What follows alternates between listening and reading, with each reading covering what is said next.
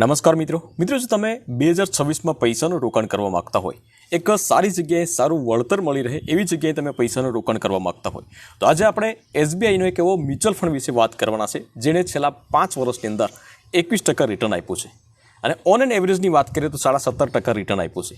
પરંતુ એનાથી પણ એક વિશેષ વાત છે મિત્રો કે આ જે ફંડ જે છે તો એ ભારતની ટોપ 86 કંપનીઓમાં રોકાણ કરે છે, જેમ કે HDFC છે, એક્સિસ બેંક છે, રિલાયન્સ છે, ટાટા મોટર્સ છે। તો આવી 86 કંપનીઓ જે છે એમાં રોકાણ કરે છે અને એ કંપનીઓ જે છે જેમ જેમ આગળ વધતી રહેશે તો એ જ પ્રમાણે તમારા પૈસા પણ ચક્રવૃત્તિ વ્યાજ સાથે આગળ વધતા રહેશે। તો એસબીઆઈના મ્યુચ્યુઅલ ફંડ વિશે વિગતવાર વાત કરીશું મિત્રો આપણે। બીજી એક મ્યુચ્યુઅલ ફંડની એક મહત્વની વસ્તુ ખાસિયત એ છે મિત્રો કે મ્યુચ્યુઅલ ફંડની અંદર તમને ચક્રવૃત્તિ વ્યાજ મળે છે। મતલબ કે આજે તમે ₹1,00,000 રોક્યા હોય, માની લો કે 5 વર્ષ પછી તમારા પૈસા જે છે ₹2,00,000 થઈ ગયા હોય તો એ પછીના 5 વર્ષમાં ₹2,00,000નું વ્યાજ જે છે તમને મળશે। તો એ જ પ્રમાણે તમે જેટલું લાંબો સમય સુધી મ્યુચ્યુઅલ ફંડની અંદર રોકાણ કરતા રહેશો તો એ પ્રમાણે તમારા પૈસા જે છે એ પૈસાના પૈસા મતલબ વ્યાજનું વ્યાજ તમને મળતું રહેશે અને એટલા જ માટે લાંબા ગાળે મ્યુચ્યુઅલ ફંડની અંદર અનેક ગણું રિટર્ન તમને મળે છે। બીજી વસ્તુ જે છે કે અત્યારે મેન્ટાલિટી ઘણા બધા લોકોની એવી હોય મિત્રો કે ભાઈ ફિક્સ ડિપોઝિટ કરીએ છીએ, પરંતુ ફિક્સ ડિપોઝિટમાં મિત્રો વાર્ષિક વ્યાજની વાત કરીએ તો મેક્સિમમ 6 થી 7% મળે છે। એની જગ્યાએ જે છે તમે મ્યુચ્યુઅલ ફંડની અંદર ઇન્વેસ્ટ કરો તો તમને અનેક ગણું રિટર્ન મળે છે અને એ પણ ફરક આપણે કેલ્ક્યુલેશન કરીને જાશું કે ભાઈ તમે ફિક્સ ડિપોઝિટમાં મૂકો તો તમને કેટલા પૈસા મળે અને એ જ પ્રમાણે તમે મ્યુચ્યુઅલ ફંડની અંદર તમે પૈસા રોકો તો તમને કેટલા ગણું રિટર્ન મળી શકે છે। તો એસબીઆઈના મ્યુચ્યુઅલ ફંડ વિશે વિગતવાર વાત કરીશું આપણે, તો વિડીયોને લાસ્ટ સુધી જોતા રહેજો। તો ચાલો શરૂ કરીએ। તો વિગતવાર વાત કરીશું મિત્રો આપણે આ એસબીઆઈના બેસ્ટ મ્યુચ્યુઅલ ફંડ 2026 વિશે અને આજે વાત કરીએ આપણે તો ફક્ત ₹45,000 તમે જો આજે રોકો તો આવનારા સમયની અંદર તમે ₹50 લાખ જેટલું રિટર્ન મેળવી શકો છો। કેવી રીતે રિટર્ન મેળવી શકીએ તો એના પણ એક આપણે કેલ્ક્યુલેશન કરી અને આપણે વિગતવાર વાત કરીશું આપણે। તો સૌપ્રથમ જે છે આ એસબીઆઈના મ્યુચ્યુઅલ ફંડમાં 5 વર્ષમાં 21% રિટર્ન આપ્યું છે। મતલબ કે તમે આજથી 5 વર્ષ પહેલાં જો ₹50,000 ઇન્વેસ્ટ કર્યા હોત તો આજે એ ₹50,000 તમારા ₹1,29,687 થઈ ગયા હોત। એ જ પ્રમાણે તમે એફડી કર્યા હોત મિત્રો, મતલબ કે ફિક્સ ડિપોઝિટ એસબીઆઈમાં અથવા તો પોસ્ટ ઓફિસમાં ક્યાંય પણ તમે ફિક્સ ડિપોઝિટમાં મૂક્યા હોત તો આપણને ખ્યાલ છે મિત્રો કે ફિક્સ ડિપોઝિટમાં 7 થી 7.5% આપણે વ્યાજદર મળે છે। તો એ ₹50,000 તમારા ફિક્સ ડિપોઝિટમાં કેટલા થઈ ગયા હોત તો તમે અહીં જોઈ શકો છો ₹71,781 તમારા ફિક્સ ડિપોઝિટમાં થયા હોત। તો આટલો ફરક છે મિત્રો, મ્યુચ્યુઅલ ફંડની અંદર ઇન્વેસ્ટ કરો અને એફડીમાં ઇન્વેસ્ટ કરો તો આટલો ફરક છે। પરંતુ એ પણ તમને જણાવી દો મિત્રો કે મ્યુચ્યુઅલ ફંડની અંદર વ્યાજદર જે છે જે રિટર્ન મળે છે તો એનું કોઈ ફિક્સ નથી હોતું, એમાં તમારે ઓછા વધતા થઈ શકે છે। માની લો કે અત્યારે તમને 21% છેલ્લા 5 વર્ષમાં મળ્યું છે બરાબર, તો 21ના 25% પણ મળી શકે છે અને 21ના 16%, 17% પણ રિટર્ન તમને મળી શકે છે। પરંતુ એટલું ચોક્કસ કહીશ કે જે પ્રમાણે તમે એફડી કરો છો, ફિક્સ ડિપોઝિટમાં પૈસા મૂકો છો તો એના કરતાં અનેક ગણું રિટર્ન જે છે એ લમસમમાં તમને મળી શકે છે। ત્યાર પછી વાત કરીએ, સીધી મુદ્દાની વાત કરીએ કે ભાઈ આ ફંડનું નામ શું છે તો ફંડનું નામ છે SBI large and mid cap fund direct plan growth. તે એસબીઆઈએ 2013માં લોન્ચ કર્યો હતો।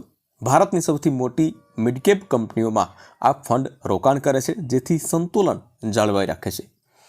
તેની વર્તમાન એનએવીની વાત કરીએ, મતલબ કે નેટ એસેટ વેલ્યુની વાત કરીએ તો ₹704.27 છે જે એક યુનિટની કિંમત છે। તેનું એયુએમ મતલબ કે એસેટ અંડર મેનેજમેન્ટ, ફંડની સાઇઝ કેટલી છે બરાબર, તો તમે જોઈ શકો છો મિત્રો 37,044 કરોડ ફંડની સાઇઝ છે। મતલબ કે લાખો લોકોએ આમાં રોકાણ કર્યું છે અને લાખો લોકોના ફંડ ઉપર ભરોસો છે। બીજી વસ્તુ કે આમાં તમારે કોઈ પણ લોકિન પીરિયડ નથી, મતલબ કે કટોકટીના સમયની અંદર ગમે ત્યારે પણ તમે પૈસા કાઢી શકો છો। 24 કલાકમાં તમારા પૈસા જમા થઈ જાય છે અને એ પણ તમારા મોબાઈલની અંદર જ, તમારે ક્યાંય ઓફિસોમાં જવાની જરૂરિયાત નથી હોતી।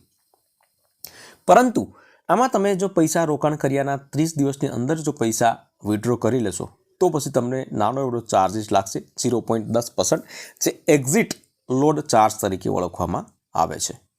આ ફંડનો ખર્ચ ગુણોત્તરોની વાત કરીએ તો 0.73% છે, જે તમારા ફંડને મેનેજ કરવા માટેનો એક નાનો એવડો ચાર્જીસ જે છે એ લે છે। લાંબા ગાળાના રોકાણમાં તમને 12.5% એલટીસીજી ટેક્સ લાગશે, પરંતુ ટેક્સ ક્યારે લાગશે મિત્રો કે જો તમે વાર્ષિક 1.25 લાખ રૂપિયાથી વધુ વળતર જો તમને થાય તો એ વળતરમાંથી તમારા 12.5% જે છે એ પૈસા ટેક્સ લાગશે, બાકી કોઈ પણ પ્રકારનો ટેક્સ લાગશે નહીં. હવે વાત કરીએ મુદ્દાની કે ભાઈ આમાં ભૂતકાળમાં કેટલું વળતર આપ્યું છે એના ગ્રાહકોને. તો છેલ્લા 1 વર્ષની વાત કરીએ તો 7% રિટર્ન આપ્યું છે. છેલ્લા 3 વર્ષની વાત કરીએ તો 20% રિટર્ન આપ્યું છે. છેલ્લા 5 વર્ષમાં 21% રિટર્ન આપ્યું છે. અને અત્યાર સુધી ઓન અને એવરેજ મતલબ કે 2023થી આ ડિસેમ્બર 2025 સુધીમાં જે છે એ આપ્યું છે 17.27% છે. ત્યાર પછી આગળ વાત કરીએ મિત્રો કે આ જે ફંડ જે છે તો એ ભારતની ટોપ 87 કંપનીઓમાં રોકાણ કરે છે. એમાં પહેલી કંપની છે HDFC Bank Limited, Axis Bank Limited, State Bank of India, Reliance Industries Limited, Asian Paint Limited, ICICI Bank Limited, Ashok Leyland, Berger Paint Limited, Bharat Forge Limited, Tata Motors અને ટોરેન્ટો પાવર. તો આવી 87 કંપનીઓમાં મિત્રો આ ફંડ જે છે એ રોકાણ કરે છે. મતલબ કે તમારા 10,000 રૂપિયા તમે ઇન્વેસ્ટ કર્યા હોય તો તમારા 10,000 રૂપિયા 87 કંપનીમાં ડિવાઈડ થશે. મતલબ કે જોખમનું પણ બહુ ઓછું ચાન્સીસ કહી શકાય છે. અને આ કંપનીઓ જે છે જેમ જેમ ગ્રોથ એનો વધતો રહેશે આવનારા સમયની અંદર તો તેમ તેમ તમારા પૈસા પણ ચક્રવૃત્તિ વ્યાજ સાથે વધતા રહેશે. જે મેં તમને અગાઉ જણાવ્યું છે કે ચક્રવૃત્તિ વ્યાજ જે છે તો એનું કેટલું માયને હોય છે. હવે આ ફંડની અંદર તમે 2 પ્રકારથી રોકાણ કરી શકો છો. એક પ્રકાર કે SIP, જે સિસ્ટમેટિક ઇન્વેસ્ટમેન્ટ પ્લાન તરીકે આપણે ઓળખીએ છીએ. SIPમાં તમારે દર મહિને પૈસા કપાવવાના હોય છે તમારા ખાતાની અંદરથી. આ ફંડની અંદર તમે જો રોકાણ શરૂઆત કરો SIP તો 100 રૂપિયાથી શરૂઆત કરી શકો છો.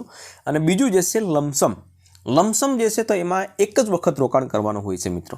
લાઈફ ટાઈમમાં એક જ વખત તમે રોકાણ કરી શકો છો અને મિનિમમ 5,000 રૂપિયાથી શરૂઆત કરી શકો છો. પછી તો એ ફંડની અંદર તમને એવું લાગે કે ભાઈ રિટર્ન સારું મળે અને તમારે બીજા 50,000 લાખ રૂપિયા એડ કરવા હોય તો તમે કરી શકો છો, પરંતુ રોકાણ કરવાની કોઈ જરૂરિયાત નથી. જે પ્રમાણે SIPમાં 100 રૂપિયા દર મહિને કપાવવા પડે તો એ પ્રમાણે આમાં દર મહિનાની સિસ્ટમ નથી હોતી. FDમાં જે પ્રમાણે એક વખત તમે પૈસા રોકાણ કરો તો એ જ પ્રમાણે તમારે આમાં 5,000 રૂપિયાથી શરૂઆત કરી શકો છો. મેક્સિમમમાં પણ કોઈ લિમિટ નથી. હવે વાત કરીએ મિત્રો કે તમે આજે માની લો કે તમે 45,000 રૂપિયા ફંડની અંદર રોક્યા છે અને આવનારા સમયની અંદર જે અત્યાર સુધી 17.27% રિટર્ન મળ્યું છે ઓન એન એવરેજ, તો આવનારા સમયમાં પણ જો 17% રિટર્ન મળે તો તમારા 45,000 રૂપિયા કેવડું મોટું ફંડ બની શકે છે એનું એક આપણે અહીંયા કેલ્ક્યુલેશન કરી અને કોષ્ટકમાં જે છે એ આખી વિગત આપેલી છે. તો એના વિશે હું તમને વિગતવાર જણાવું છું. જો 45,000 રૂપિયા 5 વર્ષ માટે તમે ઇન્વેસ્ટ કરો તો તમારું વળતર તમને વ્યાજ કેટલું મળશે? 53,660 રૂપિયા. જો 17% મળે તો એનાથી વધારે મળે તો વધારે મળશે, ઓછું મળે તો ઓછું મળશે. 53,660 રૂપિયા તમને મળશે. અને અંદાજિત ટોટલ રકમની વાત કરીએ મતલબ કે એમાં 45,000 રૂપિયા ઇન્વેસ્ટ એડ કરીએ તો ટોટલ અમાઉન્ટ થઈ જશે તમારું 98,660 રૂપિયા. એ જ 45,000 રૂપિયા તમે 10 વર્ષ માટે રોકો તો 1,71,307 રૂપિયા તમારે રિટર્ન મળશે, વ્યાજદર મળશે. અને 45,000 રૂપિયા એડ કરીએ તો ટોટલ રકમ થઈ જશે તમારી 2,16,307 રૂપિયા. પરંતુ એ 45,000 15 વર્ષ માટે તમે રહેવા દો તો 4,29,242 રૂપિયા થઈ જશે તમારું વ્યાજ. અને ટોટલ રકમ 4,74,242 રૂપિયા થશે. પરંતુ એ જ 45,000 રૂપિયા 20 વર્ષ માટે તમે જમા રહેવા દેશો તો 9,94,752 રૂપિયા થશે. અને ટોટલ અમાઉન્ટની વાત કરીએ તો 10,39,752 રૂપિયા થશે. એ જ 45,000 રૂપિયા 25 વર્ષ માટે તમે જમા રહેવા દો તો અહીં તમે જોઈ શકો છો મિત્રો 22,34,602 રૂપિયા. અને ટોટલ અમાઉન્ટ 22,79,602 રૂપિયા થઈ જશે. પરંતુ માની લો કે 25થી 30 વર્ષ સુધી તે પછીના 5 વર્ષ માટે ખાલી જમા રહેવા દો, બરાબર, તો તમારા 45,000 રૂપિયા જે છે કેટલા રૂપિયા થઈ જશે તમે જોઈ શકો છો? 49,97,909 રૂપિયા. મતલબ કે 50 લાખની આસપાસ તમારા પૈસા થશે. હવે આમાં ઘણા બધા મિત્રોને પ્રશ્ન થતો હશે મિત્રો કે ભાઈ 30 વર્ષ તો બહુ મોટી વસ્તુ કહેવાય, પરંતુ એના સામે તમે જોઈ શકો છો મિત્રો તમે પૈસા પણ કેટલા રોકેલા છે? ફક્ત 45,000 રૂપિયા. જો તમારે 15 વર્ષમાં તમારે એવડી મોટી રકમ બનાવવાની હોય તો તમે 1 લાખ રૂપિયા રોકી શકો છો. 10 વર્ષમાં મોટું ફંડ બનાવવાનું હોય તો તમે 1.5 લાખ રૂપિયા રોકી શકો છો. પરંતુ નાનું ફંડ, નાની કેપેસિટી હોય તો તમારે સમય આપવો પડે અને સમય સાથે સાથે જે છે આપણી જિંદગી પણ બદલી મળી શકે છે, બરાબર. ઓન એન એવરેજ રિટર્ન જે છે અત્યારે મ્યુચ્યુઅલ ફંડ આ પ્રમાણે આપે છે. તો આર્ટિકલ જે છે એમાં કમ્પ્લીટલી ડિટેલ આપેલી છે મિત્રો. જો તમે આર્ટિકલ વાંચવા માંગતા હોય તો નીચે ડિસ્ક્રિપ્શન બોક્સમાં એની લિંક રાખી દઈશ, તો જ્યાંથી તમે ચેકઆઉટ કરી શકશો. વિડીયો ગમ્યો હોય તો વિડીયોને એક લાઇક જરૂરથી કરી લેજો, શેર કરજો અને ચેનલ ઉપર નવા આવ્યા હોય તો ચેનલને સબસ્ક્રાઇબ જરૂરથી કરી લેજો.